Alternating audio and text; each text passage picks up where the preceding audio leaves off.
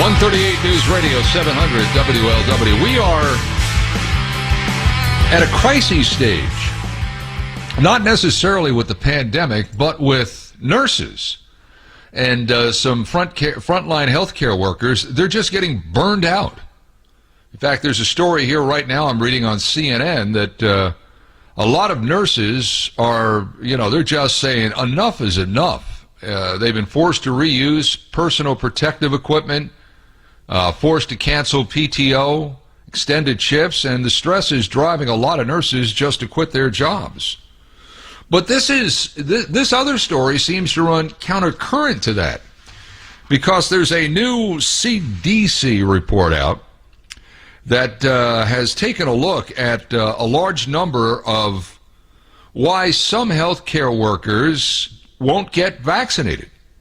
In fact, the nursing homes and assisted living facilities, 40% of COVID deaths in the U.S. have occurred among residents of these facilities. Over 1,500 nursing home staff have also died, but in the same report, the CDC says nursing homes had a median vaccination rate of 37.5%. Now, these are people you would think would know exactly what the vaccine does and what it can prevent. And so it sounds like the anti-vaxxers, maybe people that for whatever reason, political, personal, religious, the tinfoil hat crowd, whatever it may be, who don't want to get vaccinated, it would seem that they now have other allies in these nursing homes and healthcare providers. Why is this happening? And is the anti-vaxxers, is that crowd killing our chance at herd immunity? Or have we already achieved that? Somebody that follows this with great interest is our next guest. We've had Paul Seegert on before. He is with PCS Advisers, an employee healthcare benefit consulting firm. It is based in Northern California, and he joins us again. And Paul, how are you on this glorious Saturday? I'm doing fantastic. How are you, Ken? Good to hear your voice again. The anti-vaxxers, and I don't know if you heard the intro, but there are a lot of them. Mm-hmm. What's their problem with this? Well, I think we did a good job of, this has been so politicized, unfortunately, that it's made our job a lot harder now. A lot of the people that were out very publicly saying that the vaccine, and news outlets and media outlets that were saying that the vaccine was being rushed and that it would not be safe, are now, of course, reversing course and are out with very strong messaging that the vaccine is safe, no problem. Here's a video of us taking the vaccine and receiving the vaccine. But that sowed a lot of fear in people, and we have a generally hesitant population anyway. The anti-vaxxers, as you've called them, make up about 30% of our population in normal times. Well, and it's a lot worse now. 30% in normal times. Okay. Well, as you and I have talked before, the NIH and the CDC, they keep moving the goalposts on herd immunity, and I'm just wondering if there's 30% of people that won't get it. It seems to me to get to where we're now told herd immunity has to hit, which is 80%. We better start testing people for antibodies, or we're never going to get to herd immunity. You know what? I think you're onto something there, and I've actually have a pretty optimistic viewpoint on this now as this has continued to develop. We've got a lot of good reason to believe that there's two ways to get to herd immunity, through vaccination or through infection. And, of course, a lot less people die the more we do it through vaccination versus infection. But whether we'll get there one way or another, and when we look at some studies that are coming out of places that were early on, some of the hardest hit areas, Italy being an example, what we're finding and seeing consistently is that the reinfection rate is less than 1%. That would indicate if you get COVID, you do have protection from getting COVID again at a pretty high level. So if we were to take those people plus the folks that we know we're vaccinating, which we're now up to 2 million a day that are getting the vaccine, and we've had between 60 and 70 million that have received it. That's far off the goal of 230 million to get us to 70% of the population, or 300 million to get us to 90. But it's moving at a pretty fast pace. Here's a really interesting study that the CDC also put out recently that has given me reason to have some optimism in this area. they're not the most aggressive in this. There's some other studies that are more aggressive. They say that likely 8 times the number of confirmed cases have been people that were asymptomatic and had COVID. Give us that again. 8 times the number of confirmed cases have been symptomatic or asymptomatic? That's right. And there are other studies out there that put that number higher, so I think we're being pretty reasonable to say that 8x is fairly possible. Well, that falls into the same kind of permutation that we heard out of Johns Hopkins from a doctor there about a week, 10 days ago, that said, really, if you factor all of that in, we're probably close to, if not over, 60% herd immunity right now. Exactly, Ken, and that's why I'm actually really positive, because the 240, let's say we've had about 30 million confirmed cases. That means times 8, that's 240 million. And 230 is 70%. So when you factor in the clip now that we are getting vaccinations accomplished, and then you look at some of the other indicators that would suggest we're getting to that place that we want to get, like new case counts and so on, they're down 73% in the first half of February. Case count went down considerably. The thing I worry about here, Paul, is that there are some in the government that need this. They need the pandemic. It's good business, whether it's because of Big Farm or because of their turn in the spotlight or whatever. And already we see when Monsignor Fauci gets in front of the cameras, he's constantly moving the goalposts about herd immunity. Depends on who he's talking to, where, and on what day. Right.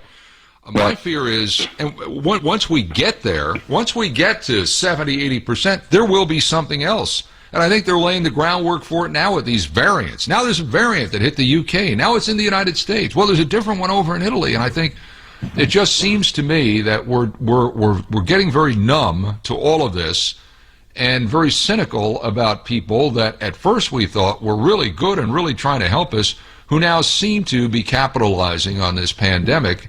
And it may play into why there are 30% of the people in this country that don't want to get vaccinated, because I think in a large sense, they don't trust these people anymore.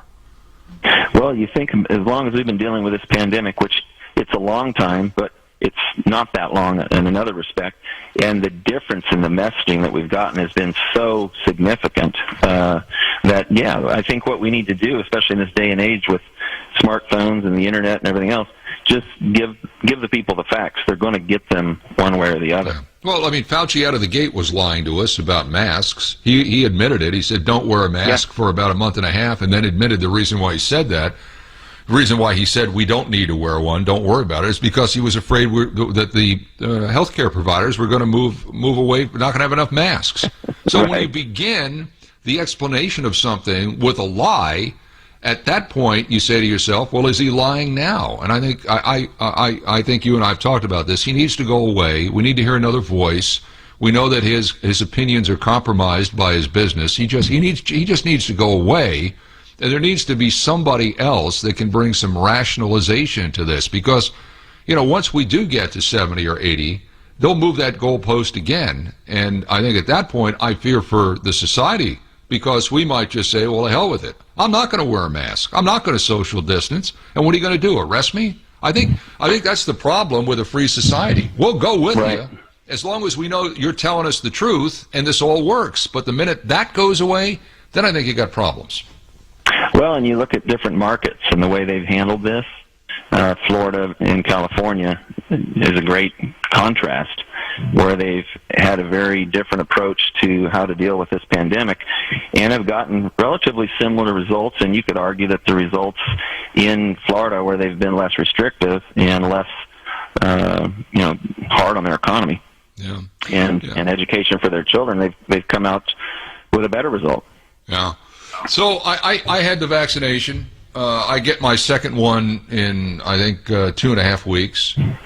There was nothing to it. I mean, they claim the second one it may knock you out for a day or two. Maybe so, maybe no. But it seems to me it's free, even though it may be for younger people. They may look at it and say, well, why do I need that? Because they say it's 0.005 that I'm going to die from this thing, so why do I need it?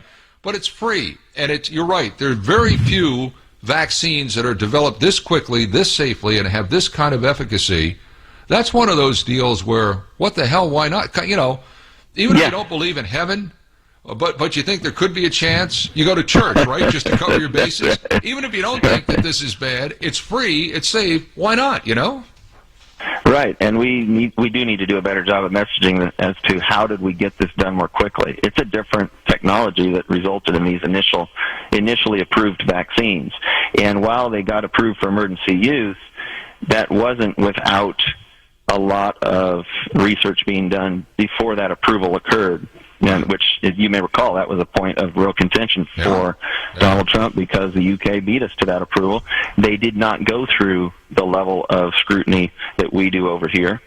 They relied on the drug companies themselves to provide some of that research, whereas our process is much more involved. And if they did go through the entire process, they went through it more quickly, but they went through the entire process they normally go through. Paul Seegert, our guest, managing partner, PCS Advisers, marketing and sales firm that is based in Northern California, all about employee health care benefits and things thereof. Okay, it sounds like I didn't have a choice. I got the Moderna vaccination. Some other places in our area of the country offer Pfizer.